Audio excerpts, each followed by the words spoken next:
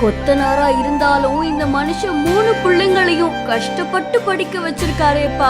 10th வந்து பாத்தீங்கன்னா public எக்ஸாம்ல 492 அவுட் ஆஃப் 500 ஸ்கோர் பண்ணிருக்கேன். இதுக்கு உறுதுணையா இருந்த ஆசிரியர்களுக்கும் என்னுடைய பெற்றோர்களுக்கும் ரொம்ப நன்றி. பெற்றோர்களுடைய கஷ்டத்தை தெரிஞ்சு அரசு பள்ளியிலேயே முதல் மதிப்பெண் பெற்ற மகன். வறுமை பின் துரத்தினாலும் விடாமுயற்சியை கைவிடாத இந்த மாணவனுக்கு பலரும் பாராட்டுகளை தெரிவிச்சுட்டு வராங்க.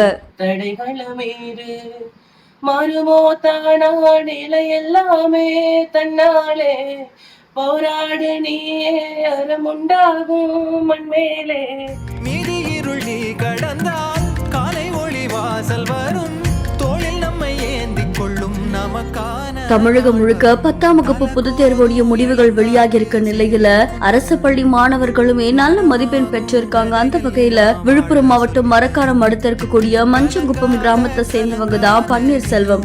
இவர் கொத்தனாரா பணிபுரிஞ்சிட்டு வராங்களாமா.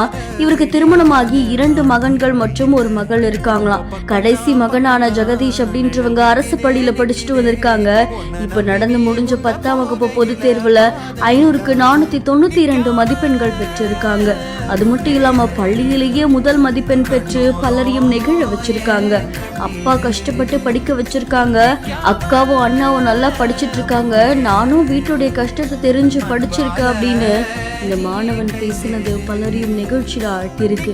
அதை தொடர்ந்து மருத்துவர் ஆகணும் அப்படின்ற கனவோடு இவங்க படிக்கிறாங்களாமா. 11ஆம் வகுப்பு பொதுத் தேர்வுலையும் 12ஆம் வகுப்பு பொதுத் தேர்வுலையும் நல்ல மதிப்பெண் பெறணும் அப்படின்றதா இவங்களுடைய கனவா. அதை தொடர்ந்து அதுக்கான நல்ல கோச்சிங் சென்டர் கிடைச்சாவும் சந்தோஷமா இருக்கும் அப்படின்ற மாதிரி தெரிவிச்சிருக்காங்க. பெற்றோர்களுடைய கஷ்டத்தை அறிஞ்சு இந்த மகன் இப்படி ஒரு செயலை செஞ்சது பலரையும் நிகழ்ச்சியில ஆழ்த்தியிருக்கு. இதை தொடர்ந்து இந்த வீடியோ சமூக வலைத்தளங்கள்ல வைரலா பரவிட்டிருக்கு.